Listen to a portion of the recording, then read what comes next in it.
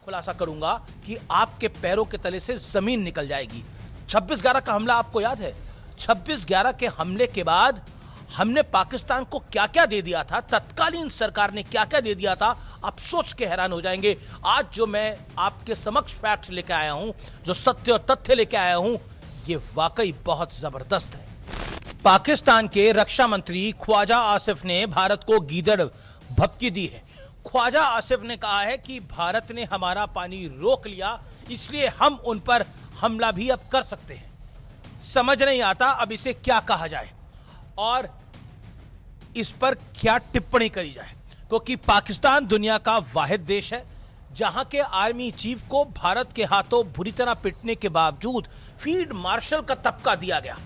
ख्वाजा आसिफ का मन डींगे हाँकने का था तो बेशक हाँकते, लेकिन ध्यान रखते कि हाँकते हाँकते धमकी कॉमेडी में ना तब्दील हो जाए। हर हिंदुस्तानी जानता है कि बीते साल पाकिस्तानी आतंकियों ने पहलगाम में निर्दोष निहत्थे मेरे आपके हिंदुस्तानियों को धर्म के नाम पर मार गिराया और जिन्हें जिंदा छोड़ा उन्हें कहा कि जाओ जाकर मोदी को सब बता दो। इसके बाद पाकिस्तान की जो दुर्गति हुई उसको दुनिया ने देखा और उसका प्रत्यक्ष को प्रमाण की आवश्यकता नहीं होता है।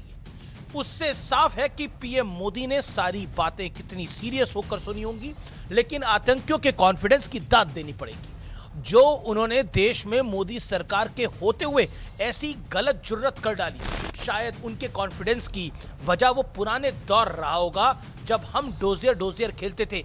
आज मैं एक बड़ा खुलासा कर रहा हूं। अमन की आशा वाले कबूतर उड़ाते थे, क्रिकेट डिप्लोमेसी का मास्टर स्ट्रोक बताते थे और पड़ोसी धर्म अपनों के सीने में गोली उतरवाकर निभाते थे। क्या आप जानते हैं कि ख्वाजा आसिफ ने भारत को युद्ध की धमकी क्यों दी?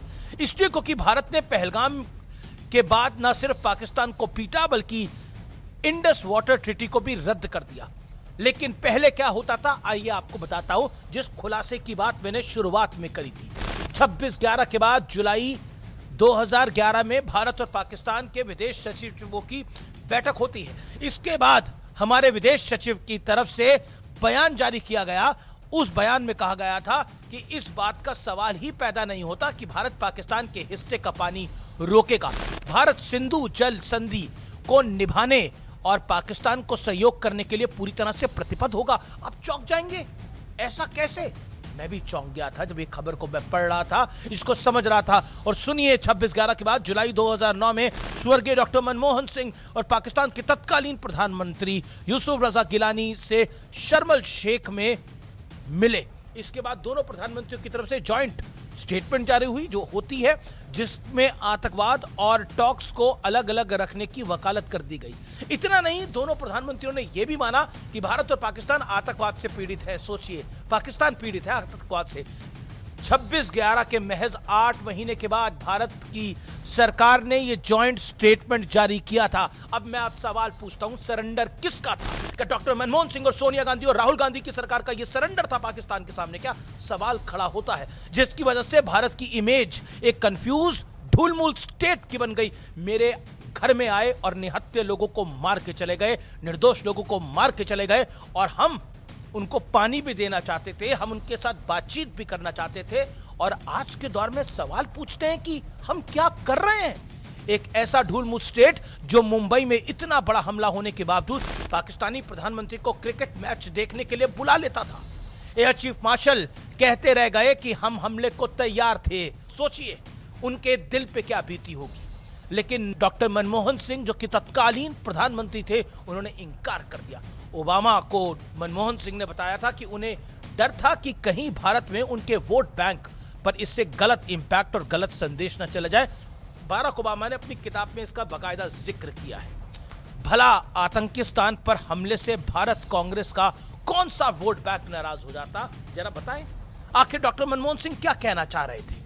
क्योंकि कहा तो यह जाता है कि आतंकवाद का कोई धर्म नहीं होता।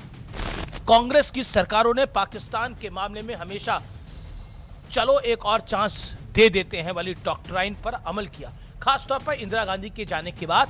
और इसी का नतीजा था कि आतंकियों ने 18 सितंबर 2016 को उरी में सेना के हेडक्वार्टर पर हमला कर दिया। लेकिन वो भूल गए कि 2014 के बाद झेलम में काफी पानी बह चुका है। तब तक भारत ने अपनी रीढ़ की हड्डी को मजबूत कर लिया था। और मजबूती कितनी आई इसका अंदाजा पाकिस्तान को तब हुआ जब 28-29 सितंबर 2016 को भारतीय सेना ने एलओसी के पार कर सर्जिकल स्ट्राइक कर दी। पाकिस्तान के मुंह पर 1971 के बाद यह सबसे बड़ा तमाचा था, ऐसा वाला तमाचा था। 2019 में पाकिस्तान ने पुलवामा में सीआरपीएफ के जवानों के काफिले पर हमला किया तो हमारी सेना ने बालाकोट एयर स्ट्राइक कर दी, यानी बजरंग बली की तरह गए और ठोका है। फिर पाकिस्तान का सबसे बड़े मददगार अनुच्छेद 370 को भी स्वाहा कर दिया, उसकी भी विदाई कर दी और अब सिंधु जल समझौता रद्द कर दिया है।